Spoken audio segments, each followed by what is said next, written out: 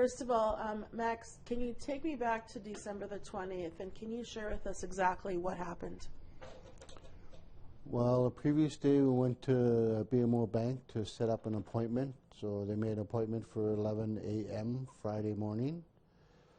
So we went there, met the lady that was going to help us get a bank account for my granddaughter. She asked for my ID and my bank card, and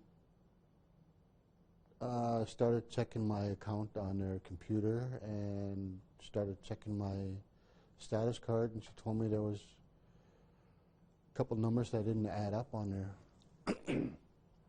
So she asked if I had any more ID. I gave her my birth certificate, and she asked me more questions, asked me when my last transaction was. So I told her it was at 12:35 a.m. that previous night, and I transferred $500 to my grandson. She said, okay, that's good, that's going to help. And then she asked if I had any other ID. I said, no, this is all I have. Got my granddaughter's status card, and she didn't mention anything about it until later on we found out. She said she had to go upstairs to get her status cards verified. She went up there. She came back down with 2 pieces of paper saying that, she said, sorry, but at this time we can't issue a card for your granddaughter right now. She said, come upstairs and you guys will get your status cards back. So we went upstairs. We waited around for probably about half an hour, and my granddaughter seen 2 Vancouver police officers walking towards us, or walked in, and she said, Papa, one of these guys are for us. I kind of laughed, and I said, I don't think so. And sure enough, they came over, grabbed Tori and myself, walked us outside, turned us around, handcuffed us, told us we weren't under arrest, but we were detained, and then they read us our rights. Here you are in downtown Vancouver just doing something as innocent as opening up a bank account for your granddaughter. What were you feeling at that moment? It was unreal, but seeing my granddaughter put in the handcuffs and moved away from her so I can't communicate with her, that was hard. She was crying, she was scared. Not being able to talk to her, that was the hardest part, and the worst part was seeing her in cuffs and both of us not knowing what was going on. And later on, then we found out they had issues with her status card and mine at the time, and later we found, by one of the officers, we found out they were told that we were doing a fraud scam on them. And you've banked with BMO for how long? Since 2014. Since this incident, they let you go. They said that nothing's wrong. What happened then?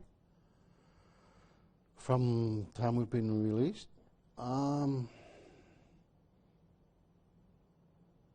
it's been just really hard. My anxiety's come back full blown.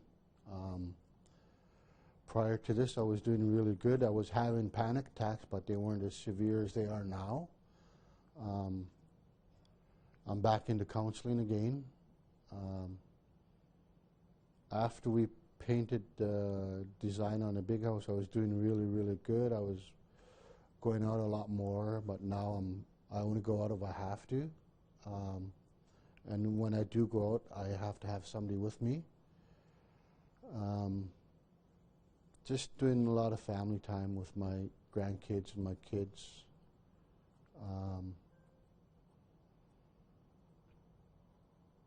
Yeah, it's just dealing with my anxiety right now. It's just hard.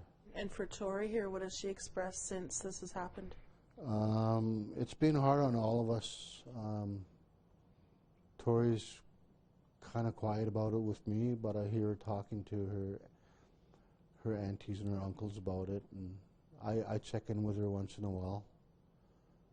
She is in counseling. She was in counseling prior to this, but she missed her appointment with, she does art therapy because she was sick. So But I think they're handling it a lot better than I am.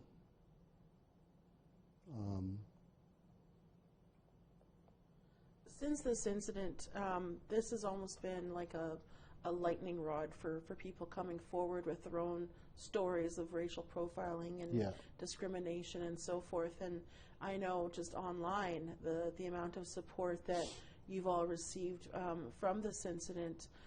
What would you like to say about all those people that are reaching out to you right now to send their words of encouragement and advice to you? I just want to thank them. Like, I didn't think this was going to be that big. I didn't think it was going to go international. I just want to thank everybody for their support and advice. It means a lot to Tori, Morgan, and myself. It's been really nice to see it all and read the messages. It's been very helpful to all of us, not only Morgan, Tori, and myself, but to my family. It's comforting to them to know that we have all the support out there. That's amazing. Have you since closed your accounts with BMO? I haven't. It's very hard to go back there right now. I'm going to wait till next month. I have to come down for medical, so I just want some time between me and the Bank of Montreal. I don't want nothing to do with them right now. Have they tried to reach out to you and apologize? The day after we got home, I got a phone call from a lady. She wanted to hear my side of the story, and I told her my side of the story, and she apologized a few times and asked if there was anything they could do. At that time, I said, there's nothing you guys can do. I told her, I said, the damage is already done. I said, my granddaughters can be scarred for life. And my son had to watch his dad and his niece get handcuffed. So I just want to keep a distance from them right now. The BMO sent representatives from Toronto last week to talk to a number of media outlets, including at APTN. They're denying that this was a racial profiling incident. What would you like to say about that answer? Well, like, I don't understand it. I've been to that bank down on Burrard 2 previous times. They never had any issues with my status card. They accepted it, and I don't know why they did what they did the day we tried to go get a bank card for my granddaughter. Like, I just don't understand. I understand that there was a fairly large deposit made from a land settlement. Yeah. Obviously, it's a large amount of money. Do you think maybe that could have something to do with it? It could be. Like, I'm not really sure. Like, I told her, she was going through the computer looking at it, and I just thought to myself, okay, she's probably wondering why I got all that money. So I told her, I said, each band member got a compensation from a spawn-on kelp fishery. I said, that's why that's why I have so much money in my account. Because I was just going through things, thinking of stuff, you know.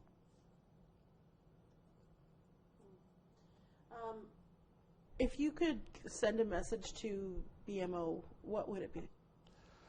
They could have handled it better. They could have been open with us about our status cards, about everything, rather than doing what they did. Could have been handled a lot different than the way they did. And saying it's a learning experience for them, you know, it's like a slap in the face. You know, it's just not right. Absolutely. Since then, I mean, there's been rallies, candlelight vigils, and both of your honors and Morgan. You know, people are very bothered by the fact that they said that it was a learning opportunity. And another statement by the Vancouver Police Chief, Adam Palmer, was that he backed up the incident with his officers, saying that it was a very thoughtful investigation. What do you think about the police chief saying that this was a thoughtful investigation? I just actually seen his interview and read it. I'm still processing that at this time. I'd rather not say anything about it right now. Your nation has also stepped up to support both of you in this. saying that the answers from BMO last week when the representative spoke to the media outlets wasn't sufficient, and that the answers were marred by the fact that this is a racial discrimination incident. What would you like to say about the nation stepping forward and standing beside you here? Well, we're really grateful for the support that our community has given us. It's really amazing. Like, I know our community, like, they come together no matter what, and having something like this happen to Tori and I and Morgan, like, they just can't believe that it happened. And every time I go out, I talk to 2 or 3 people about it, and they just say we're behind you 100%, and that means a lot. That just shows you how strong our nation is, and it's not only our nation, but that's how strong our people are. Like, they come together no matter in any situation. We support each other all the time. Obviously, you know, this is somewhat new, this incident, but what would you like to see happen in the very near future for other places that potentially would profile an Indigenous person here in Canada?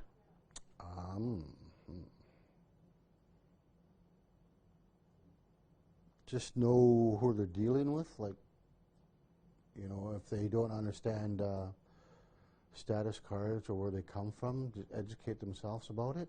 You know, like, I'm sure they deal with different nations from all over Canada that live down here in Vancouver.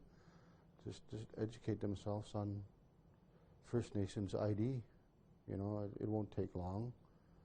And if they don't understand it, you know, the big companies could educate their workers on First Nations issues. You know, it's that simple. It might not seem that simple to them, but, you know, going through another experience like this, it won't look good for them at all.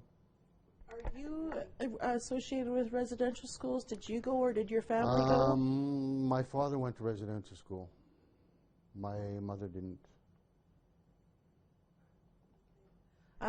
Seeing your granddaughter cuffed that day, did that bring back any feelings of maybe how it felt for people being taken away to residential school? Was that something that came into your mind at all? Yeah, it did.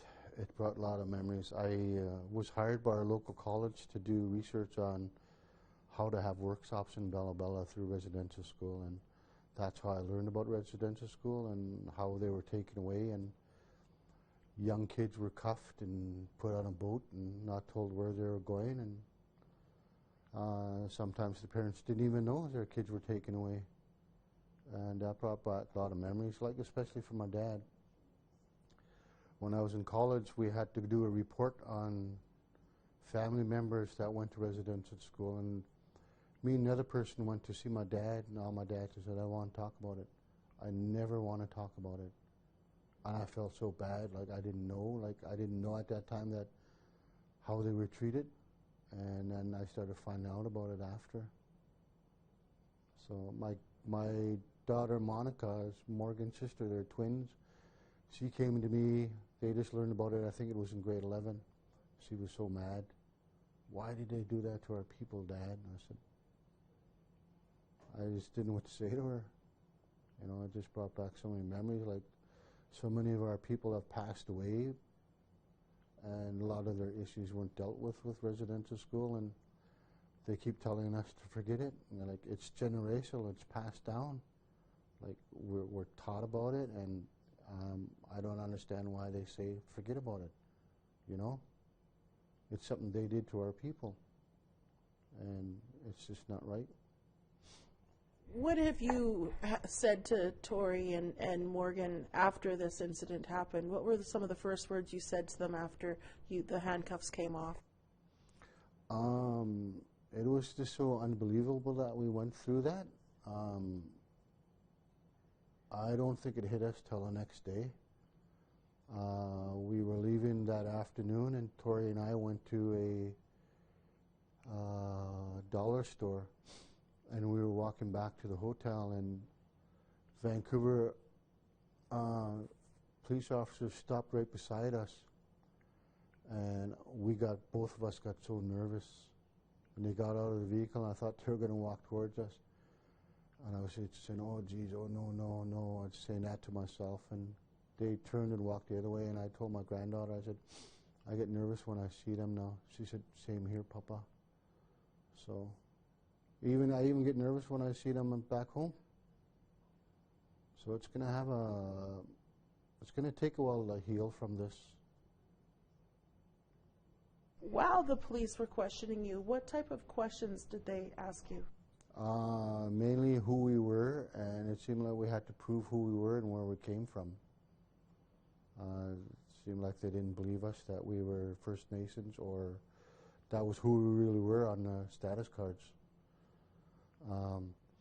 It seemed like the officer that was with me believed me when he went through my wallet and took her care card out. And they talked to my son. They asked him how he knew us and what his relation was to. You know, it was just crazy. I couldn't get over it. What did they say after they said, oh, I'm sorry, everything's fine, go ahead about your business? They apologized to us. Nobody from the bank would. And the officer that handcuffed her, I said, you better apologize to my granddaughter. She told me you were really rough with her. So he went over and talked to her and said he was really sorry. He didn't mean to be rough if he was rough. So, and that was it. We were allowed to leave. What would you like to see happen to those officers that put you both in handcuffs? I have no idea. Like I said, I'm just trying to process this all yet, and we're going to be deciding our next steps soon. So, what do you plan on doing to try to heal from this? well, our community, our cultural leaders are going to be meeting, and they're going to be doing a washing ceremony for Morgan, Tori, and myself. I don't have, they're going to work out all the details and let us know what we're going to be doing. So that's going to be in the near future. And the washing ceremony is a sacred ceremony that's done? Yeah, it's traditional. That's been done with our people for years and years. So. And this is meant to wash away the bad energy? Yeah, yeah.